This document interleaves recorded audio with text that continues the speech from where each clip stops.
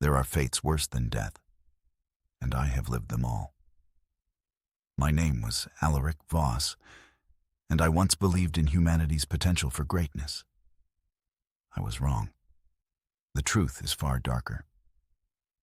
The taste of copper fills my mouth constantly now, a phantom sensation from a body I no longer possess. My consciousness drifts between awareness and the void, trapped in this prison of ceramite and adamantium that the Adeptus Mechanicus calls salvation. They are wrong. This is damnation. I remember fragments of my past life. Before the sarcophagus, before the surgeries, before the hypno-indoctrination that scraped away at my soul like a sculptor's chisel on unwilling stone. The memories come in flashes. The scent of Macraga's northern forests after rainfall. The weight of my first bolter in hands, still fully human. The pride in my father's eyes when the chapter's apothecaries declared me compatible. All lies, all manipulation, all carefully orchestrated steps in the systematic destruction of what made me human. The Imperium calls Space Marines heroes, living weapons forged in the Emperor's divine image. The common folk whisper our names with reverence, believing we choose this existence of eternal war. But choice implies understanding. Choice requires knowledge of what is sacrificed. I never understood what I was surrendering when I knelt before the chapter master and swore my oaths. The 19 standard years of my human life had not prepared me to comprehend the horror of what followed. No aspirant truly understands. How could we? The human mind cannot grasp its own dismantling until it is too late. Scene cue. Scene cue. Extreme close-up of a single human eye, reflecting a sterile surgical chamber, slowly pulling back to reveal the eye belongs to a youth strapped to a medical throne, surrounded by hooded tech priests with surgical implements. Gust, section, setup, descent, duration, sec, 540, content. My name is Alaric Voss, Ultramarines Dreadnought, entombed beneath the fortress of Hera on Macragge since the devastation of Baal, M4199. Before the sarcophagus, I fought at Damnos against the Necron awakening. The fortress of Hera was my home. But signs of corruption were already there.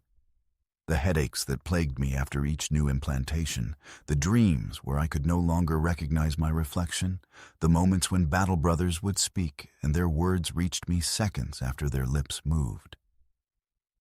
I was born on Prandium, a paradise world of the Ultramar system before the Tyranids stripped it to bedrock.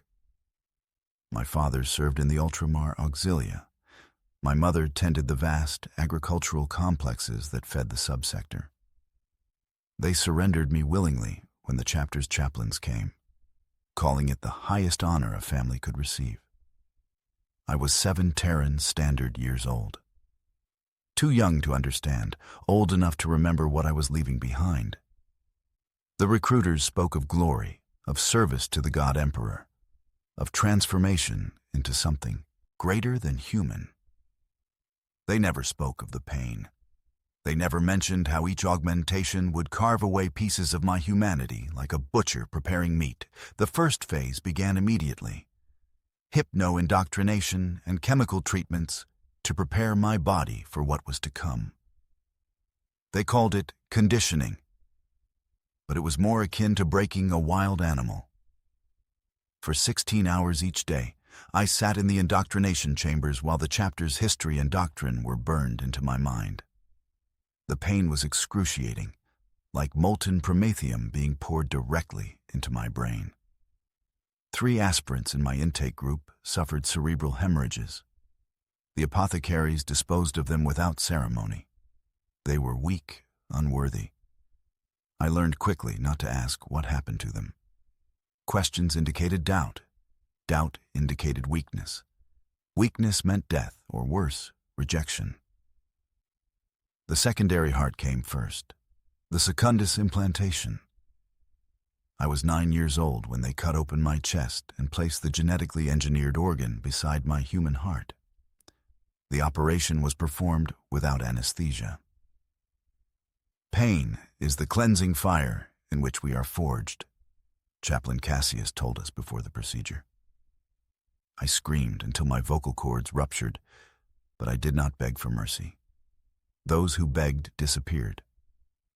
The os modula and biscopea followed, altering my skeleton and musculature. My bones broke and reformed daily. My muscles tore and regenerated hourly. Growth that should have taken years was compressed into months. I shot up nearly a meter in height, my frame broadening unnaturally.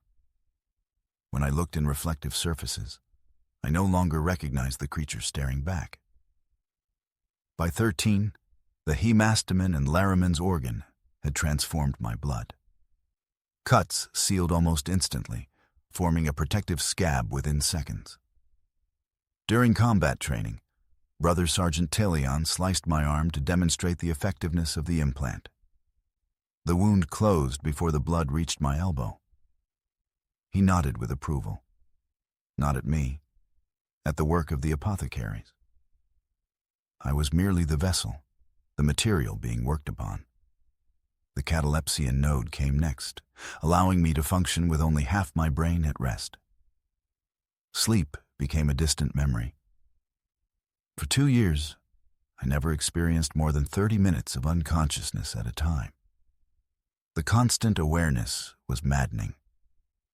I began to hear whispers in empty rooms, see movement in still shadows. The chaplains called these expected psychological adjustments. Fellow neophytes who exhibited more severe symptoms were taken to the apothecarion. They did not return. The preomner, omophagia, multilung, oculobe, Lyman's ear, sus and membrane, melanochrome, oolitic kidney, neuroglottis, mucranoid, Becher's gland, progenoids, black carapace. Each implantation more invasive than the last, each one stripping away another piece of my humanity. The worst was the omophagia, the remembrancer. This organ allowed me to absorb genetic memory by consuming flesh. Part of our training, we were required to eat the brain matter of fallen enemies. The first time, I vomited violently as alien memories flooded my consciousness. The punishment was severe.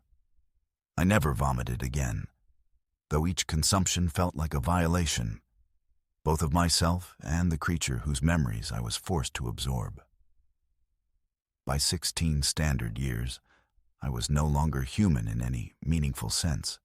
My body had become a weapon, stronger, faster, more resilient than any unaugmented human could hope to be. But the physical transformation was merely preparation for the final phase. The psycho-indoctrination that would remake my mind as thoroughly as the surgeries had remade my body. The hypno-learning became more intense, more invasive. Chaplain Orton Cassius personally oversaw my conditioning, using psychic probes to identify and excise what he termed emotional vulnerabilities. Memories of my parents were systematically targeted. Their emotional significance dulled until they became nothing more than historical data. Events that had occurred to someone else. My childhood on Prandium was reduced to tactical information. Terrain features, population centers, strategic resources. The person I had been was systematically erased. There are fates worse than death, and I have lived them all. My name was Tiberius Varon, and I once believed in humanity. I was wrong. The truth is far darker. The taste of copper fills my mouth constantly now, a phantom sensation from when they first cut into my brain. The apothecaries call it a phantom memory, but I know better. It is the last human part of me screaming in remembrance of what was taken. They say the process is a gift, ascension to become one of the Emperor's finest. The chaplains speak of duty and honor as they guide initiates through the implantation rituals. but they never speak of what is lost. How could they? The indoctrination protocols ensure they no longer remember what it means to be human. The cold metal of my sarcophagus is my world now. The bitter irony that I can feel its chill despite having no true skin left to sense with. The bio-neural interfaces interpret data as sensations, a cruel mimicry of the humanity I once possessed. Before my entombment, I witnessed the process countless times. Young aspirants with eyes full of wonder, believing the imperial propaganda that space marine transformation was glorious ascension. I watched their personalities systematically dismantled, neural pathways rewired, memories selectively erased and implanted. The librarians and chaplains working in concert to break and rebuild minds until nothing remained of the original boy. The worst part? I participated willingly, believing it necessary for the Imperium's survival. The cold logic of necessity. Millions of minds destroyed so that humanity might endure. But at what point does the sacrifice become too great? When do the defenders become as inhuman as the enemies they fight? Scene Q. Scene Q. A single tear of blood runs down the ceramite face of a dreadnought, the servo motors of its ancient chassis whirring as it stands motionless in a dimly lit shrine. Section. Setup, descent, duration sec, 540, content. My name is Tiberius Varan, Blood Raven's epistolary, entombed beneath the Rahes Paradise Fortress Monastery on Aurelia since the Third Aurelian Crusade, M41.9997. Before the sarcophagus, I fought at Typhon Primaris against the Black Legion. The Carisian Spire was my home for centuries, but signs of corruption were already there. The whispers in my dreams that I attributed to warp echoes, but now recognize as my own subconscious fighting against what they were turning me into. I remember my selection day with perfect clarity, though the chaplains tried to erase it. A boy of 11 Terran years, I was found in the underhive of Meridian during a recruitment sweep. The Astartes appeared as gods to us malnourished children. Their armor gleamed even in the perpetual gloom of the hive depths. Their voices resonated with authority that brooked no disobedience. Brother Sergeant Adeptus executed my gang leader for attempting to flee, the bolter round reducing his skull to red mist. I did not flinch. That was the first test. The chaplain nodded approvingly, marking something on his data slate. They were looking for specific traits: aggression, resilience, obedience potential, and most importantly, psychological malleability. Not too independent, not too submissive. The perfect clay from which to mold a transhuman killer. The trials culled 70% of aspirants before implantation even began.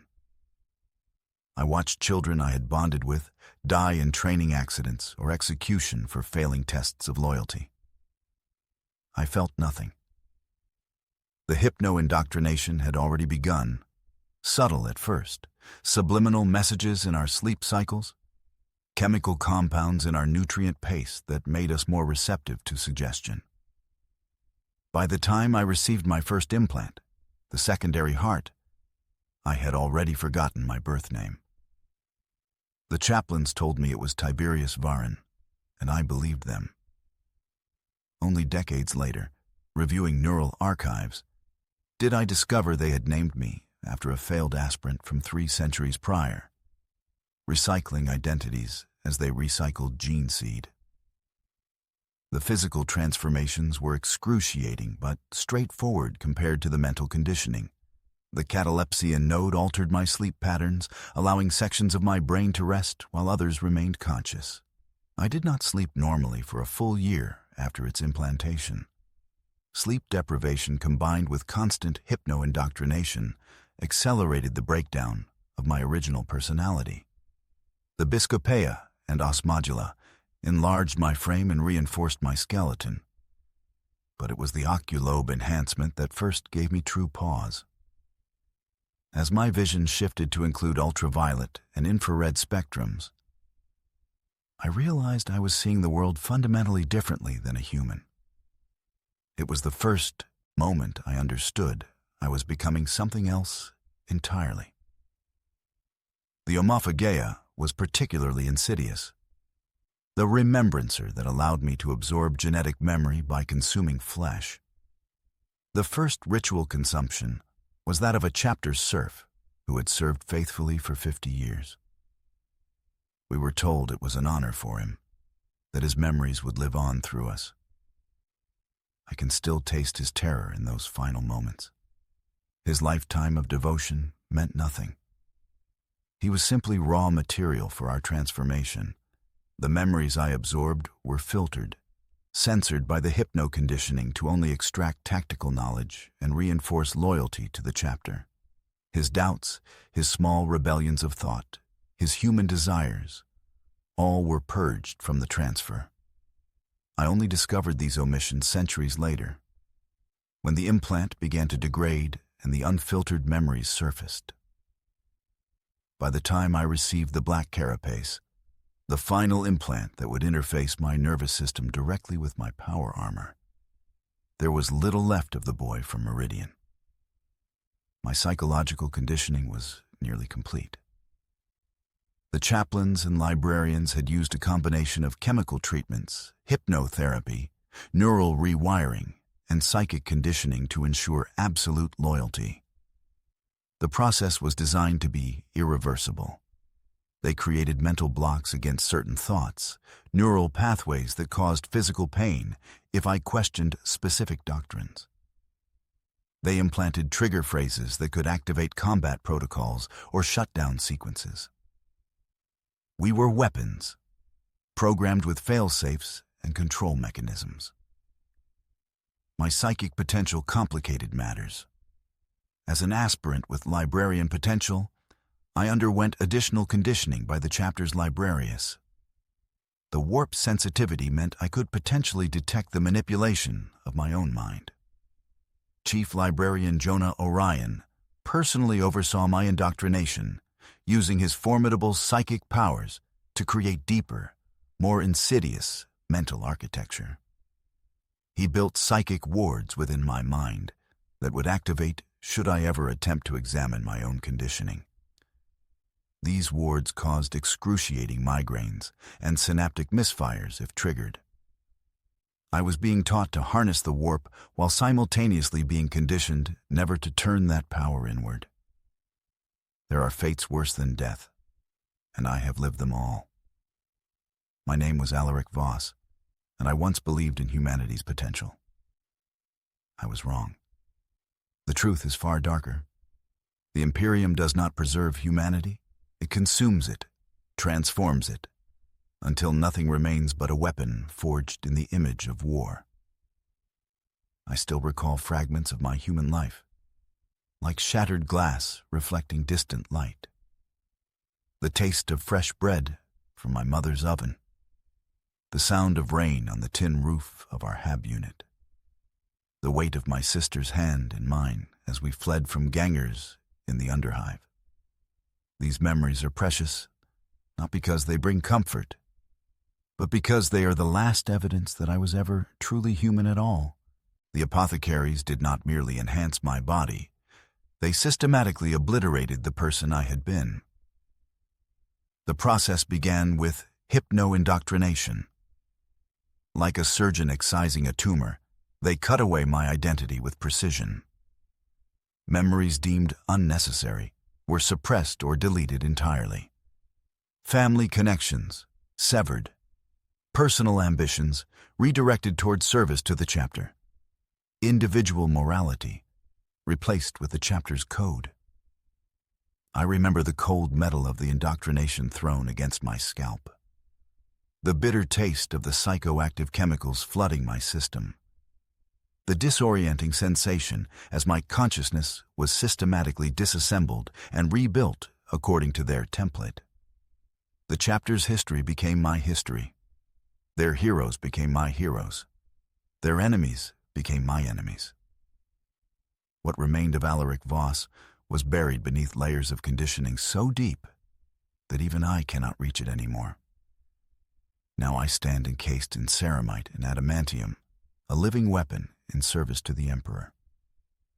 The transformation was not evolution, but erasure, the calculated destruction of a human mind to create something else entirely. This is the truth the Imperium conceals beneath tales of honor and glory.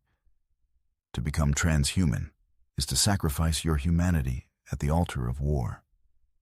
And in the grim darkness of the far future, this sacrifice is deemed necessary. But as I stand vigil in this ancient fortress, watching new initiates undergo the same process that unmade me, I wonder, was there ever another way? Could mankind have faced the horrors of the galaxy without becoming monstrous itself? These questions have no answers. Only war remains, only duty, only the long, slow death of everything I once was. There are fates worse than death, and I have lived them all. My name was Sergeant Tiberius Volk, and I once believed in the Emperor's mercy. I was wrong.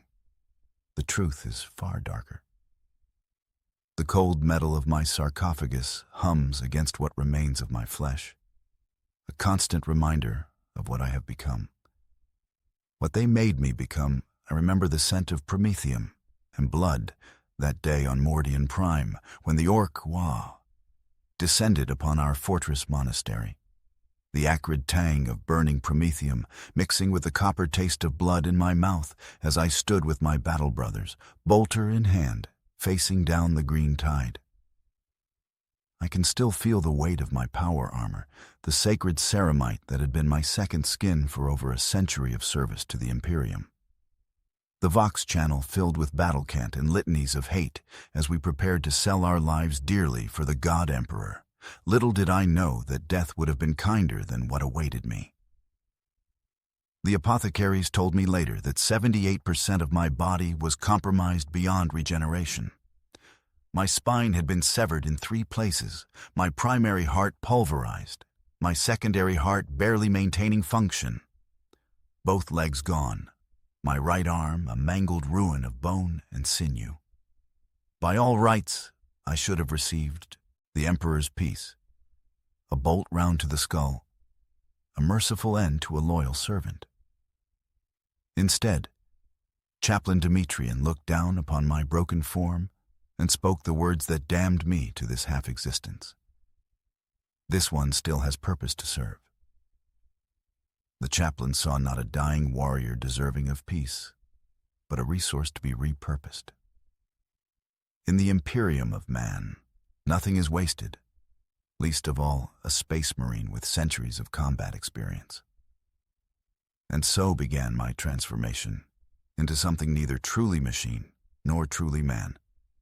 Scene Q. Scene Q. Camera pans slowly over the massive, ornate sarcophagus of a dreadnought, focusing on the skull-faced helm visible behind armor glass. Eye lenses dimly glowing with cold blue light. On section. Setup, descent, duration, sec, 540, content. My name is Tiberius Volk, Iron Hand Sergeant, 9th Company, entombed beneath the Ferrum Eternum on Medusa since the cleansing of Mordian Prime, M41.782. Before the sarcophagus, I fought at the Battle of Kasserholm, at the Siege of Vrax, and against the tyrannid splinter fleet that threatened the Lathe system. The Ferrum Eternum was my home, a vast fortress of iron and stone where the sons of Ferrus Manus honed their craft and purged themselves of weakness. But signs of corruption were already there. My growing disdain for the flesh, my obsession with augmentation, the cold calculations that had begun to replace brotherhood.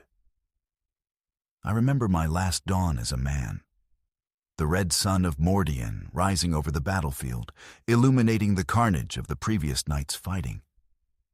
The air was thick with the scent of death and machine oil as our Thunderhawks descended toward the forward operating base. Captain Branitar addressed us before deployment, his voice a harsh, metallic rasp through his Vox grill.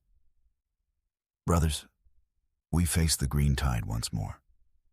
Remember the teachings of Ferrus Manus? The flesh is weak.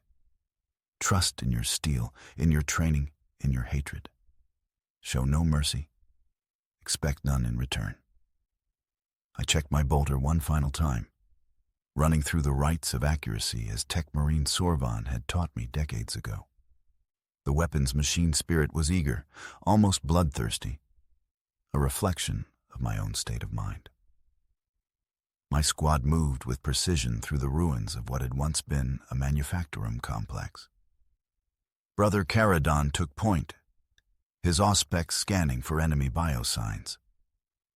Brothers Naren and Vostok secured our flanks, while Brother Apothecary Dravek remained with me at the center of our formation. We had fought together for 3 decades. We moved as one organism. Communication reduced to hand signals and occasional bursts of battle cant over the secured Vox. The first sign of ambush came when Caradon's auspex suddenly registered dozens of signatures emerging from the ground beneath us. "Contact," he voxed, just as the first orcs burst from hidden tunnels.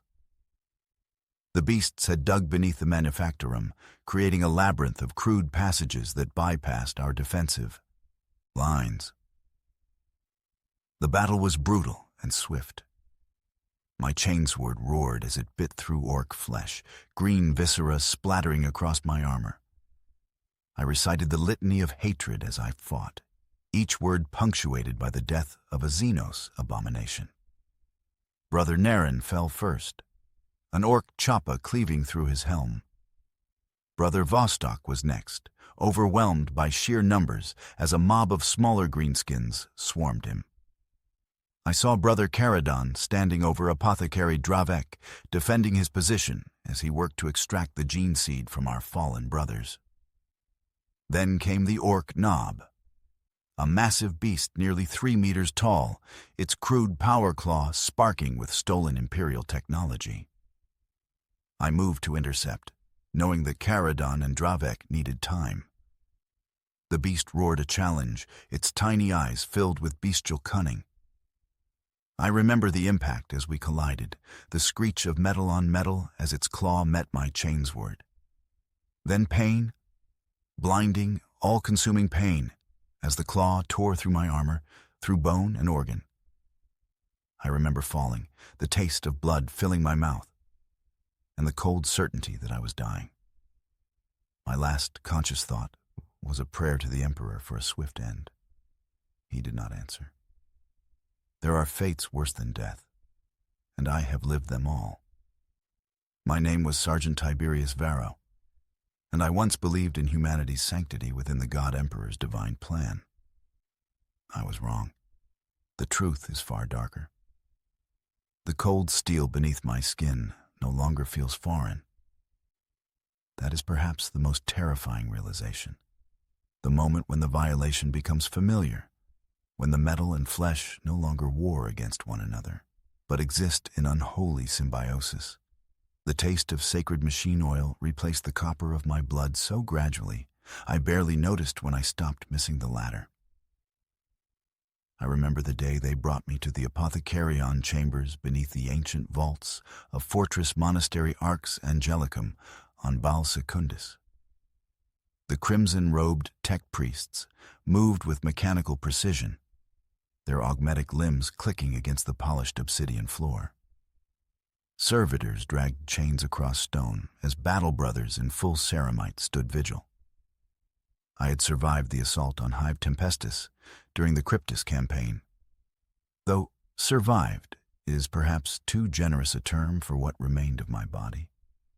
Tyrannid bioacid had dissolved much of my torso, while a carnifex had torn away my legs and left arm.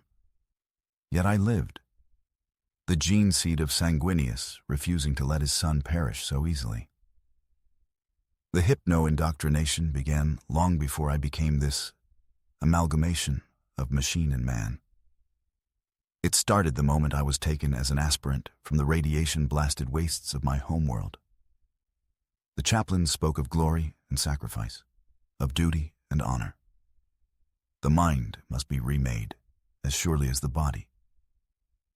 Chaplain Ordamael told us, his skull helm reflecting the crimson light of Baal's setting sun. For what use is the Emperor's finest weapon if it questions the hand that wields it? I did not understand then. The chanting, the sleep learning, the pain association conditioning, all of it designed to kill the human before replacing him with the transhuman. But there is a crueler truth that no aspirant is ever told. They leave fragments of your humanity intact, deliberate pieces of your former self. Not out of mercy, but because complete obliteration would create unthinking automatons. The Imperium requires its weapons to retain just enough humanity to understand what they've sacrificed. Enough to feel the loss, but never enough to reject their fate. There are fates worse than death, and I have lived them all. My name was Tiberius Valerius, and I once believed in the Emperor's divine light. I was wrong. The truth is far darker. The cold metal of my sarcophagus hums with ancient power, a constant reminder of what I've become. My consciousness drifts between lucidity and madness, between memory and nightmare. What remains of my humanity is but a whisper in the void, drowned out by the machine spirit that now shares my existence. I remember the day they chose me. The chaplain's skull-faced helm, emotionless yet somehow proud, as he placed his hand upon my shoulder. "Your valor has been noted, Brother Tiberius," he said. "The chapter requires your sacrifice." I thought I understood sacrifice then. Blood spilled on distant battlefields, brothers lost to Xenos claws and heretic blades. The metallic taste of recycled air in my power armor was a comfort then, a reminder of purpose. Now, it is a prison of sensory deprivation, punctuated only by moments of brutal clarity when they wake me for war. The Adeptus Astartes, space marines, are revered as the Emperor's finest warriors, posthuman defenders of humanity. The common folk tell stories of our glory, our honor, our sacrifice. They know nothing of the truth. They do not see the slow erosion of the mind, the systematic destruction of the self. They do not understand that to become transhuman is to lose what makes you human. The hypno-indoctrination, the chemical conditioning, the neural rewiring, these are not enhancements. They are violations, and with each violation, a piece of your soul is carved away, replaced with cold, unquestioning obedience. What remains is not a man, but a weapon. Scene Q. Scene Q. A single tear slides down the ceramite face of an ancient dreadnought, the metal reflecting dim red emergency lighting. Section. Setup. Descent. Duration Sec. 540. Content. My name is Tiberius Valerius, Imperial Fist's firstborn. Entombed beneath the phalanx, the star fortress of my chapter, orbiting Terra since the Telok uprising, M41.537. Before the sarcophagus, I fought at Geyer's Reach, where we purged a genestealer cult that had infested the noble houses. The phalanx was my home, its golden corridors and battle chapels as familiar to me as the scars upon my body. But signs of corruption were already there. The headaches after each neural interface session, the dreams that didn't feel like my own, the memories that seemed to blur and shift like sand in the wind. I was born on Inwit, a world of ice and hardship. My earliest memories are of the cold, bone-deep, merciless cold that killed the weak and forged the strong. When the chapter's apothecaries came to our settlement, testing the young for genetic compatibility, I was 7 standard Terran years old. They took 40 children that day. Only 3 of us survived the implantation process. Brother Darius died during the catalepsy node surgery, his mind unable to compartmentalize consciousness. Brother Marius made it further, reaching full initiation before falling to a tyrannid venom cannon on his first deployment. I alone remained, bearing the genetic legacy of Rogel Dorn, Primarch of the Imperial Fists. The transformation was gradual, yet absolute. Secondary heart implanted to enhance blood flow and survivability. Osmodula and Biscopea to strengthen bone and muscle. Hemastamin to alter blood composition. Laraman's organ to accelerate clotting. Catalepsian node to reduce sleep needs. Preomnor to neutralize toxins. Homophagia to gain knowledge by consuming flesh. Multi-lung to breathe in toxic environments. Oculobe to enhance vision. Lyman's ear for balance in any environment. Sus and membrane for suspended animation. Melanochrome for radiation protection. Oolitic kidney for improved filtration. Neuroglottis for enhanced taste to detect poisons. Mucranoid for vacuum survival. Becher's gland to produce corrosive saliva. Progenoid glands to harvest gene seed. And finally, the black carapace, bonding me permanently to my power armor. Each surgery was performed while I was fully conscious, the chapter's apothecaries explaining that pain was merely weakness leaving the body. Captain Darnath Lysander himself oversaw my final trials, his ancient Terminator armor gleaming in the artificial light of the training cages. "You fight well, neophyte," he said after I had defeated 3 combat servitors simultaneously. "But can you think well?" The psychological conditioning was more brutal than any physical trial. They showed me images of atrocity, worlds burning, civilians dying, and measured my emotional response.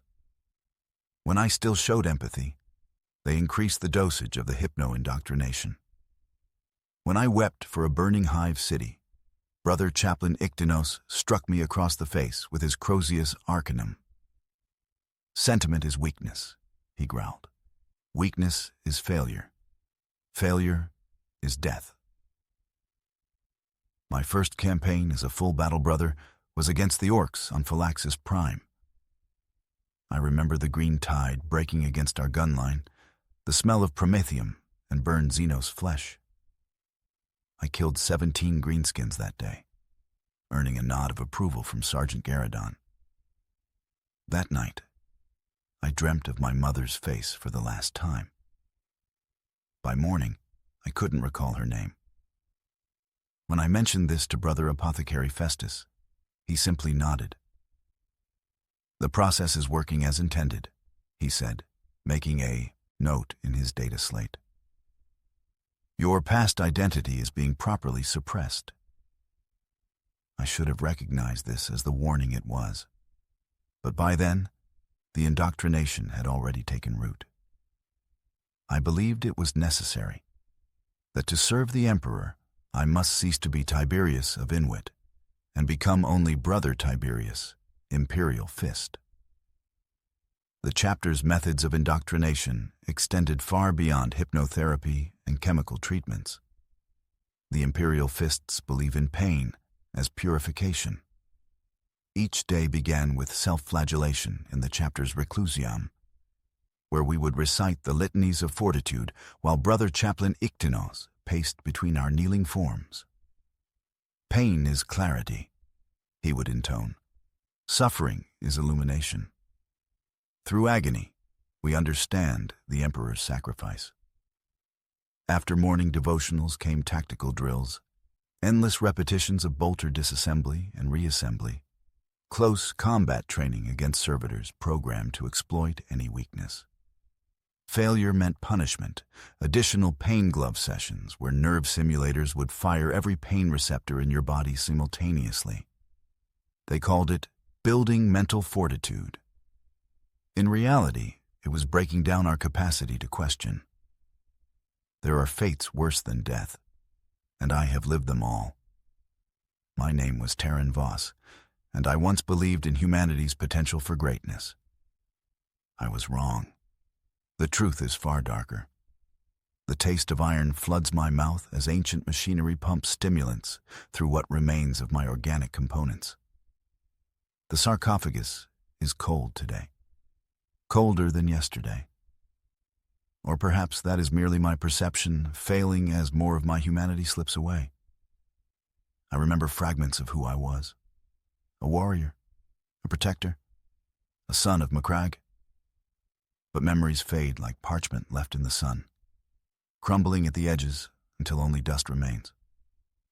The apothecaries spoke of honor when they brought me here, broken beyond repair after the assault on Hive Tertius. They promised eternal service to the Emperor. They never mentioned eternal awareness, trapped in a prison of ceramite and steel. The chaplains told us during our initiation that to become Astartes was to surrender humanity for something greater, a necessary sacrifice. What they failed to mention was how much remains. Enough to remember what it meant to feel sunlight on your skin, to taste food rather than nutrient paste, to embrace a battle brother without the barrier of armor between you, enough to understand exactly what you have lost. The irony does not escape me. We who defend humanity have nothing human left within us. The indoctrination begins long before the black carapace is implanted. It begins with words, with rituals, with the systematic dismantling of everything that makes a man a man. And we willingly submit to it, believing the imperial truth to be worth any cost. Only in the endless silence of my living tomb do I question whether the price was too high, whether what we became was worth what we destroyed. Scene Q. Scene Q. Flickering status runes cast eerie green light across a dreadnought's sarcophagus interior, focusing on the neural interface plugged into what remains of a human face. Nikers section. Setup descent. Duration sec. 540. Content. My name is Taran Voss, Ultramarine 2nd Company, Tactical Squad Octavius, entombed beneath the fortress of Hera on Macragge since the Damocles Gulf Crusade, M41.742. Before the sarcophagus, I fought at HR 4 against the Tyranid menace. The fortress of Hera was my home, but signs of corruption were already there. Headaches that lasted for days, visions in the corner of my sight, voices that whispered when no vox was active. The chapter serfs would bow their heads as we passed through the great halls, their eyes cast downward in deference, or perhaps fear. We were no longer human to them. We were giants clad in ceramite, beings of legend who brought death to the enemies of mankind. Even then, I recognized something in their averted gazes. They knew what we had become, what had been done to us. They knew better than we did ourselves. Brother Marius noticed first. We were deployed to the agri-world Poseidon Fierce, suppressing a worker rebellion that had turned to the whispers of chaos. The mission was routine. We had crushed a dozen such uprisings. But when we cornered the rebel leader, a woman no older than 20 standard years, something changed. She looked into my eyes and did not flinch. "They took your soul," she said. "They hollowed you out and filled you with their doctrine." I executed her for heresy, but her words followed me back to Macragge. Apothecary Ventress conducted the regular gene seed monitoring after our return. His augmetic eye whirred as he examined my blood samples. "Your hypno-indoctrination is showing anomalies," he said, his voice carefully neutral. "Cognitive patterns suggesting independent thought processes outside approved parameters." He prescribed additional sessions with the librarians. 3 days in the reclusiam, strapped to a neural inductor, while librarian Cassius scraped through my memories like a man searching for vermin in the walls. I remember the training from my earliest days as a neophyte. The pain was deliberate, a forge to temper the mind as the surgeries tempered the flesh. Chaplain Orton would stand before us, his skull helm reflecting the light of 100 candles. "Pain is clarity," he would intone. "Through suffering, you will find purpose. Through purpose, you will find strength. Through strength, you will find victory. Through victory, you will find vindication. Through vindication, the Emperor shall know your name. We recited the litany until our voices grew hoarse, until the words became more real than our own thoughts. The hypno-learning came next. Knowledge forced directly into our minds. Weapons, specifications, tactical doctrines, the sacred texts of the Codex Astartes. Information that bypassed conscious thought and embedded itself in our very beings. We did not learn to field strip a bolter. We simply knew, as though the knowledge had always been there. But something else was implanted alongside that knowledge. Compulsions, triggers, mental barriers that shaped our thoughts as surely as the surgeries shaped our bodies. There were 12 of us in my intake. Only 4 survived the full transformation. The others died screaming as their bodies rejected the implants, or worse, their minds fractured under the weight of the indoctrination. Brother Thaddeus lasted until the final stage. I remember his eyes the night before they implanted his black carapace, clear and afraid. I dreamed of my mother last night, he whispered in the darkness of our chamber. I haven't remembered her face in years. By morning, he had taken his own life with a combat knife smuggled from the practice cages. The chaplain said he was weak. I wonder now if he was simply stronger than the rest of us, strong enough to recognize what we were becoming and refuse it. The day I took my vows as a full battle brother of the Ultramarines chapter, I felt nothing but pride. Standing in the hall of Macragge among my brothers, reciting the sacred oaths before Chapter Master Calgar himself, I believed then that I had been elevated, transformed into something greater than human. The truth, which I only understand now in the cold embrace of my sarcophagus, is that I had not been elevated. I had been erased. The boy who once gazed at the stars from a hab block on Prandium no longer existed. In his place stood a weapon, a tool of the Imperium's will, wearing his face but emptied of everything that made him who he was. There are fates worse than death, and I have lived them all. My name was Tiberius Valerius, and I once believed in humanity's strength within the Emperor's light. I was wrong. The truth is far darker. The taste of recycled air filters through my Vox grill now, a poor substitute for the remembered scent of Macragge's mountain air. That memory, is it even mine anymore? The cogitators and neural interfaces that keep what remains of my organic brain functioning whisper constantly, their machine spirits murmuring beneath my thoughts like distant, hungry predators. The pain never truly fades. Not the physical agony of transformation that subsided centuries ago when they encased what remained of my shattered form within this sarcophagus of ceramite and adamantium. No, it is the slow erosion of self that constitutes true suffering. Each passing decade, another memory slips away, replaced by tactical data and strategic imperatives. The face of my blood brother Cassius grows dimmer with each awakening. The sound of the monastery bells on Macragge, once so clear I could distinguish each individual tone, now blurs into metallic approximations generated by my audio receptors. I remember fragments of the indoctrination process, the hypno-conditioning that stripped away fear, the surgical implantation of the 19 gene seed organs that transformed me from human to transhuman, the psycho-indoctrination that replaced childhood memories with tactical doctrines and combat protocols. They told us it was necessary, that to serve the Emperor, we must transcend our humanity. They never mentioned what we would become in the end.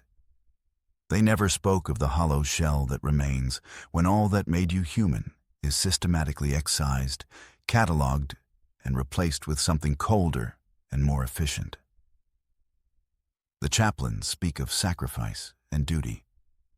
They recite the litanies of devotion and service, their skull helms nodding in solemn agreement as initiates kneel before them, eager to begin the transformation.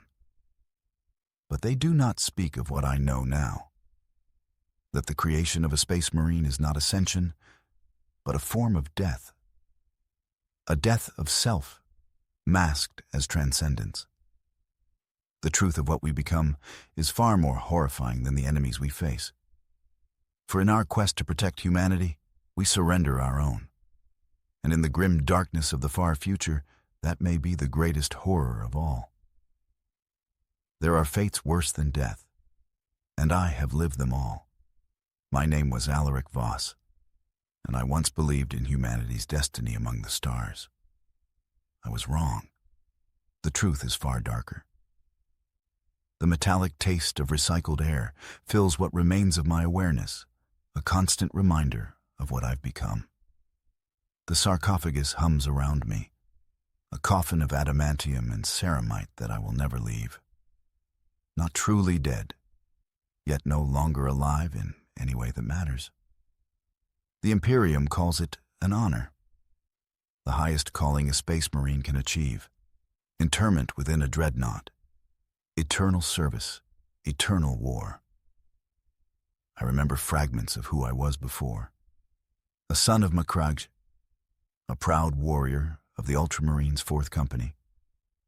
I remember the weight of my bolter, the prayers we spoke before battle, the taste of victory.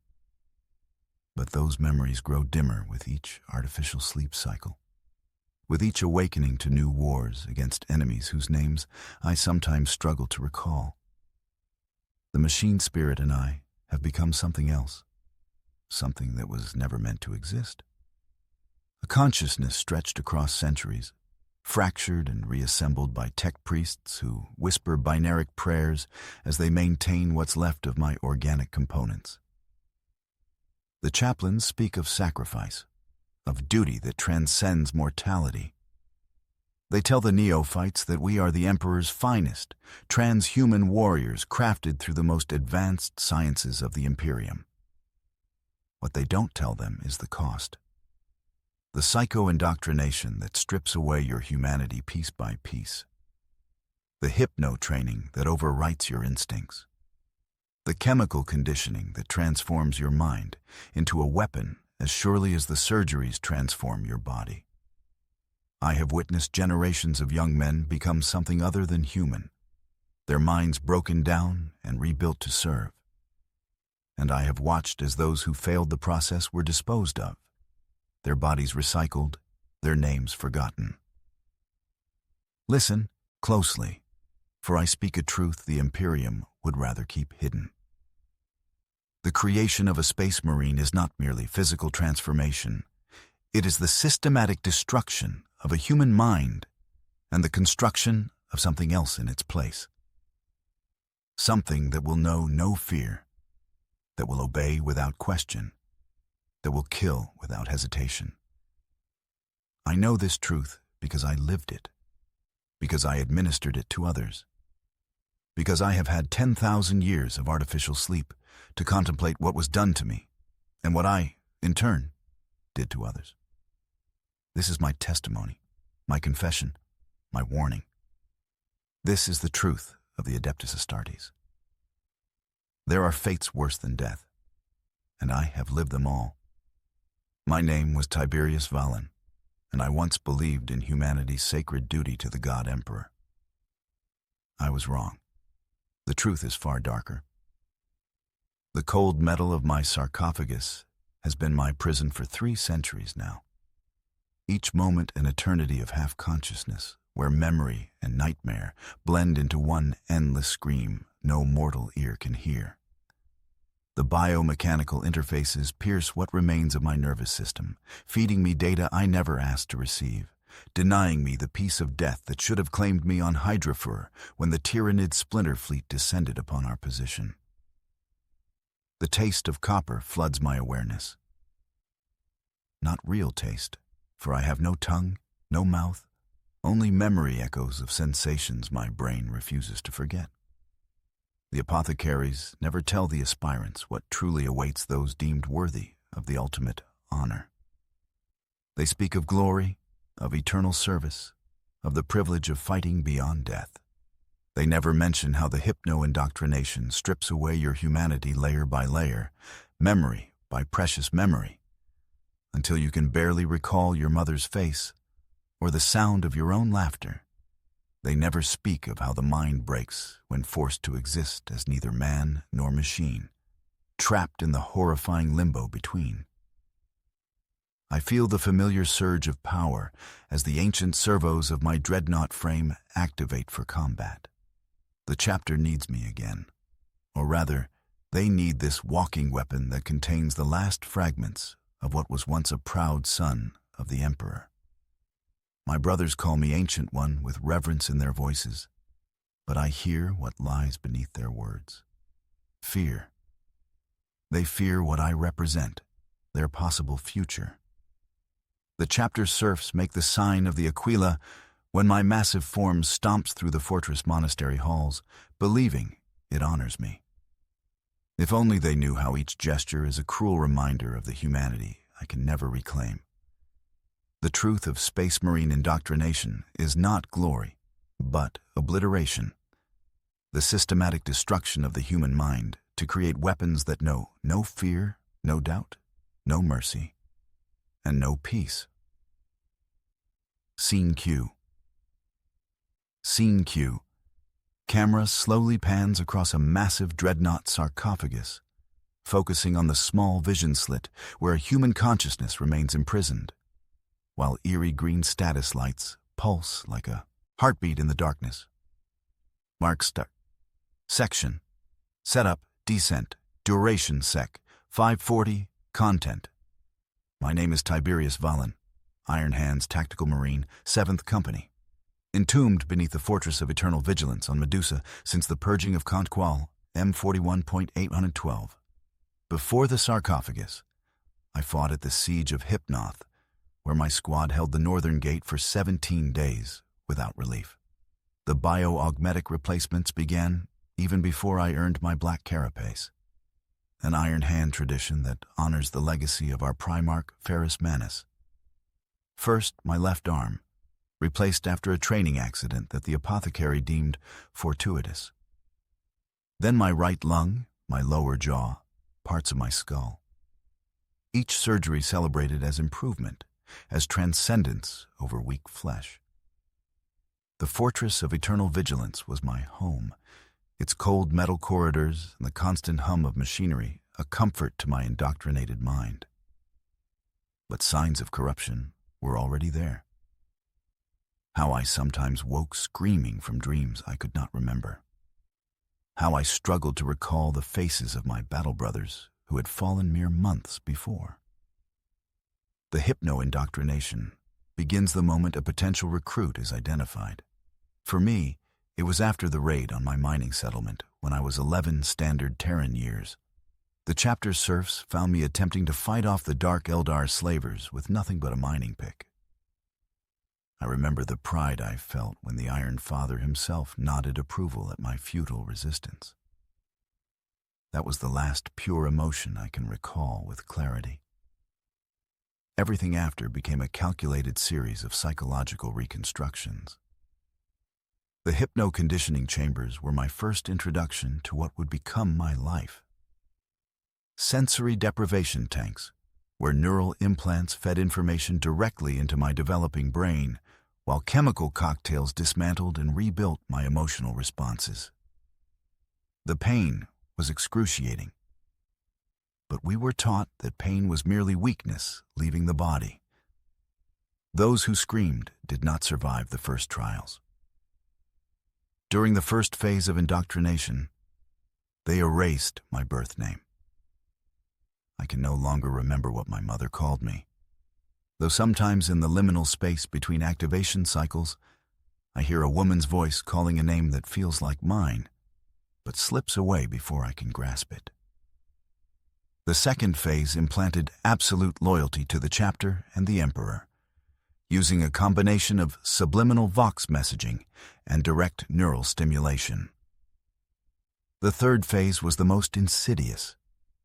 The gradual replacement of personal memories with tactical data, strategic doctrines, and weapons specifications. By the time I took my place as a full battle brother, my childhood existed only as vague impressions, like images seen through frosted glass. My new brothers became my only family, our shared indoctrination creating bonds stronger than blood. Brother Sergeant Kavos noticed the changes first. "Your targeting solutions are becoming more efficient, Valen," he said after the purging of the Forsaken halls. "But your battlefield banter has grown sparse." He did not understand that each hypno-session was stripping away more of my personality, replacing humor and camaraderie with cold calculation. The tech priests whispered of my exemplary neural plasticity when they thought I could not hear. In the communal prayer chambers, I would sometimes forget the responses to litanies I had recited for decades. Brother Maverus once found me standing motionless in the armory, unable to recall why I had gone there or how long I had been standing among the bolters and chainswords. These episodes were reported to the apothecaries, who nodded with satisfaction rather than concern. "The flesh is weak," they reminded me, "but your mind is becoming strong." I did not understand then that what they meant by strong was malleable, a mind that would accept the horror of the sarcophagus when the time came. There are fates worse than death, and I have lived them all. My name was Tiberius Vex, and I once believed in humanity's resilience. I was wrong. The truth is far darker. The blood-soaked metal of my sarcophagus hums with a machine spirit that has become more familiar to me than my own heartbeat. That sound, that constant, maddening drone, has been my only companion for 3 centuries now. The space marines of the Adeptus Astartes are heralded as humanity's finest warriors, the Emperor's angels of death. But what the Imperium's propaganda neglects to mention is the cost, the irreversible psychological devastation, the methodical erasure of everything human within us. I remember the day of my selection, the apothecaries of the Iron Hands. Chapter descended upon my hive world of Medusa during the Feast of Blades. I was 12 Terran Standard years old. Strong for my age, they said. Genetically compatible, they said. What they didn't say was that Tiberius Vex would cease to exist. That the child standing before them would undergo a systematic dismantling of his psyche so complete that not even the most skilled remembrancers of the administratum could piece together what once was. The smell of incense and machine oil from that day still haunts whatever remains of my olfactory cortex, a phantom sensation my brain fabricates to remind me of the moment everything changed. The Adeptus Astartes indoctrination process is not merely physical augmentation. It is not simply the implantation of the 19 gene seed organs that transform human boys into transhuman killers. No, the true horror lies in what they do to your mind. The hypno-indoctrination, the memory wipes, the chemical reconditioning, the psychic imprinting. Layer upon layer of mental manipulation until the original consciousness becomes nothing more than a whisper in the void. I have killed thousands in the Emperor's name. I have purged worlds of heretics and Xenos alike. But the greatest atrocity I have witnessed was not on any battlefield. It was in the apothecarion of the Iron Keep, where I watched them systematically destroy the minds of my battle brothers, just as they had done to me. Scene Q. Scene Q. Extreme close-up on a single human eye reflecting the cold blue light of hypno-indoctrination machines, pupil dilating in terror as it slowly transforms into the augmented eye of a space marine. Maubenhaus. Section. Setup. Descent. Duration sec. 540. Content. My name is Tiberius Vex, Iron Hands, Chapter, Clan Raukan, Venerable Dreadnought. Entombed beneath the Iron Keep on Medusa since the purging of Contqual, M41.812. Before the sarcophagus, I fought at Grisson Hive, where we put down the machine cult uprising. The Iron Keep was my home. But signs of corruption were already there. The tremors in my left hand that the apothecaries dismissed, the blackouts during meditation, the voices of the dead that whispered through my vox grill during the deepest watches of the night. The Iron Fathers said it was merely the machine spirit communing with my flesh. They lied. I still recall the day of my initiation, though the memory has been tampered with so many times that separating truth from implanted suggestion is nearly impossible. The apothecaries came to my hab block in the shadow of the great forges. My father was a metal worker, my mother already dead from toxin exposure in the refineries. I had 5 siblings. Their names elude me now. The first casualty of becoming Astartes, your own history. The Iron Fathers took 50 children that day. Only 3 survived the initial implantation process. Clan Raukan needed fresh blood after the losses on Selvanus Binary. The chapter needed bodies. The Imperium needed weapons. The secondary heart came first. The secundus heart, implanted while I was still conscious. The pain is necessary, Iron Father Cardan told me as they cut into my chest without anesthetic. Pain is weakness leaving the body. Weakness is the enemy of the flesh. The flesh is weak. I screamed until my vocal cords ruptured. They did not permit regenerative treatment. Your new voice will be stronger, they said. The ossus modula and biscopia followed, altering my skeleton, expanding my musculature to inhuman proportions. My body stretched and broke and reformed daily. I grew 37 centimeters in 3 months. My skin split along my spine, unable to contain the rapid expansion of my frame. The smell of my own suppurating wounds became as familiar as breathing. The memory implantation began in the 3rd year. Hypno-learning, they called it. Tactical doctrines, weapons training, chapter history, all forced directly into the cerebral cortex, while pain stimulators ensured maximum retention. Pain is the best teacher, Apothecary Gravis would say, as he adjusted the neural needles penetrating my skull. What is learned in agony is never forgotten. They were correct about that much. I still remember every second of those sessions, every excruciating moment as they scraped away my identity and replaced it with the Iron Hands dogma, the weakness of flesh, the strength of iron, the wisdom of Ferrus Manus, the litanies of hate against the enemies of mankind, against emotion, against compassion, against everything that made us human in the first place. By the 5th year, I could no longer remember my birth name without consulting my implanted mnemonic cortex. My brothers and I were renamed during the Rite of Iron. I became Tiberius Vex. Brother Karis, who had been selected from the same hab block, became Severus Karis. We were forbidden from speaking of our past lives. Your life began when the chapter claimed you, Chaplain Ivanus declared during our indoctrination. All else is irrelevant. The final phase of our transformation came with the black carapace, the interface between our bodies and our power armor.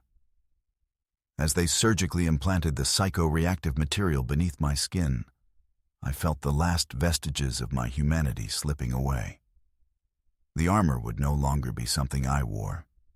It would become part of me. I would become a weapon, body and soul. I served with distinction for 87 years.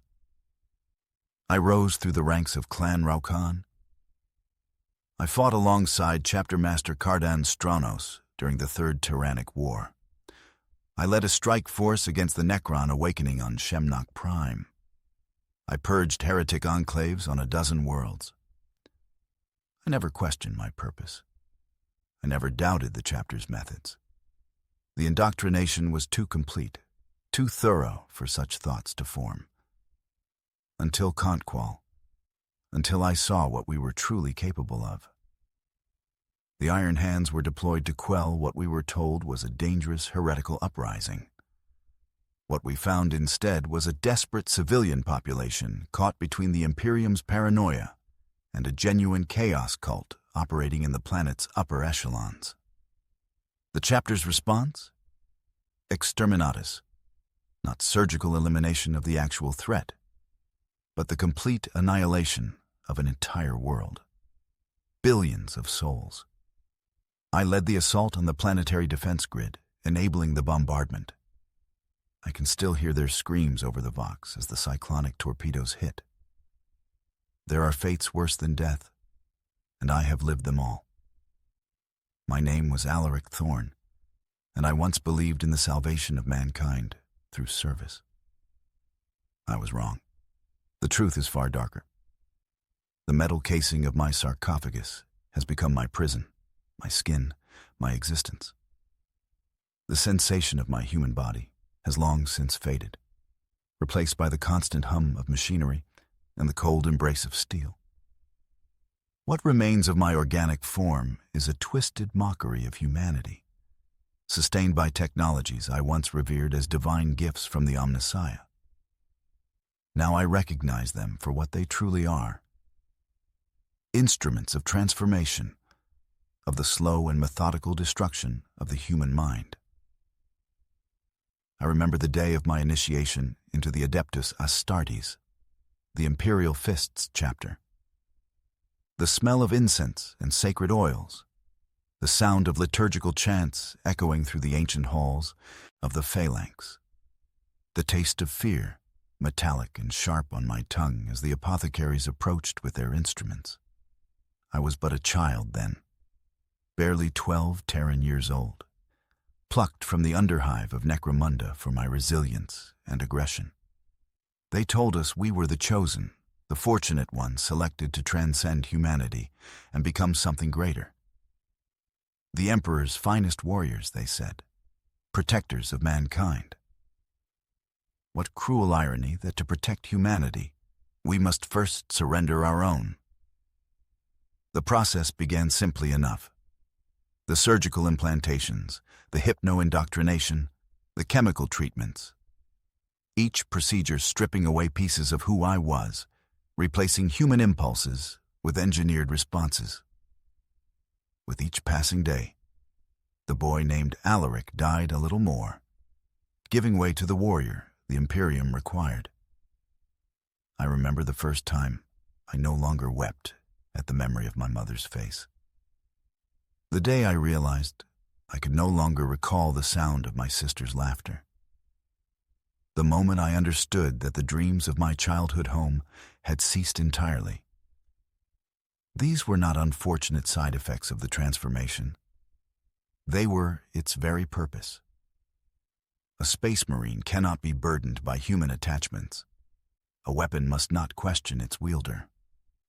And make no mistake, brothers and sisters of the Imperium, that is all we truly are.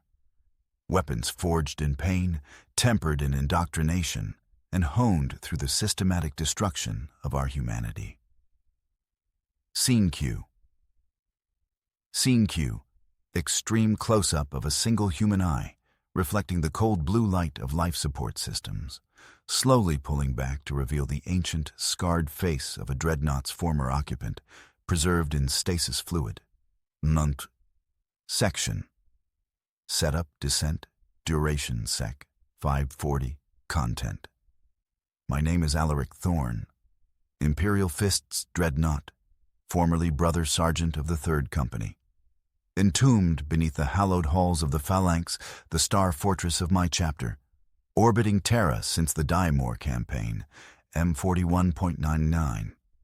Before the sarcophagus, I fought at the Battle of Hydra Cordatis, where we defended the Adeptus Mechanicus gene seed repositories against the Iron Warriors. The Phalanx was my home, my sanctuary. the place where I learned to become what the Imperium needed me to be. But signs of corruption were already there. The nightmares that plagued me despite the hypno-conditioning, the memories that refused to fade despite the mind-scrubbing protocols, the persistent doubt that gnawed at the edges of my consciousness despite the chaplain's most fervent litanies. I was born on Necromunda, in the toxic underhive of Hive Primus. I remember little of my early years. The process ensures that. But fragments remain, like shards of broken glass that cut when I try to grasp them. A woman's face, gaunt but beautiful, singing softly as chemical rain pattered against rusted metal. The acrid taste of recycled protein, the constant struggle for breathable air, the gang markings that determined whether you lived or died on any given day. I was fighting by the age of 6, killing by 8. When the Imperial Fist's recruiting sergeants came to our sector, they saw potential in my savagery. They called it courage. It was merely the desperation of a child who had known nothing but violence. The transformation began immediately. The apothecary Darnath Lysander, not to be confused with the legendary captain, oversaw my initial implantations. First came the secondary heart, a procedure conducted without anesthesia to test my pain threshold. I remember screaming until my vocal cords ruptured, the sensation of my chest being torn open, the horrific awareness as they placed something alien inside me. "The pain is a blessing," Brother Apothecary Lysander intoned as he worked, "for it burns away weakness and leaves only the Emperor's strength." Next came the os modula and biscopea, reshaping my skeleton and musculature. My body betrayed me daily, growing in painful spurts, bones fracturing and reknitting stronger, muscles tearing and rebuilding. I grew 30 centimeters in a single month, my skin unable to keep pace, splitting and bleeding as my frame expanded. Chaplain Astartes oversaw our indoctrination. Day after day, we would kneel in the chapel of the Imperial Fist, staring at the preserved hand of Rogel Dorn himself, as Astartes drilled the imperial truth into our malleable minds. "You are no longer human," he would say, his skull helm amplifying his voice to painful levels. "Humanity is what you protect, not what you are. You are instruments of the Emperor's will. Nothing more, nothing less." The hypno-learning came next. Information forced directly into our brains while we slept. Tactical doctrines, weapons specifications, the Codex Astartes, the chapter's history.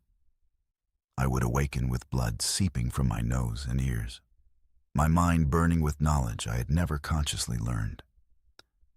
Of my initial recruitment group of 50 children, only 12 survived to receive the black carapace, the final implant that would allow us to interface with our power armor. The others? Failed transformations, rejected organs, minds that fractured under the strain of indoctrination. We were forbidden from speaking their names again. They were weak, we were told, unworthy of the Emperor's gift. In truth, they were perhaps the fortunate ones. They died as humans, not as the transhuman weapons we were becoming. There are fates worse than death, and I have lived them all. My name was Tiberius Valen, and I once believed in the sanctity of sacrifice. I was wrong. The truth is far darker. The metal casing of my sarcophagus hums with a constant, maddening drone that has been my only companion for centuries. Sometimes I can still feel the phantom sensation of my limbs, though they were harvested long ago, replaced by adamantium and ceramite. The biologists tell the initiates that the transition is painless, another lie in an empire built upon them. I remember the day of my selection, the pride in my father's eyes as the chapter's apothecaries declared me genetically compatible. How young I was. barely 13 Terran years, believing I would bring glory to my family name by serving the God Emperor as one of his angels of death. The smell of incense in the recruitment chamber, the cold metal of the examination table against my skin, the taste of the sacred waters they bade me drink before the tests began. Had I known then what awaited me, I would have run into the toxic wastelands beyond the hive rather than submit to their blades. The Imperium speaks of honor in service, of duty and sacrifice for mankind's survival.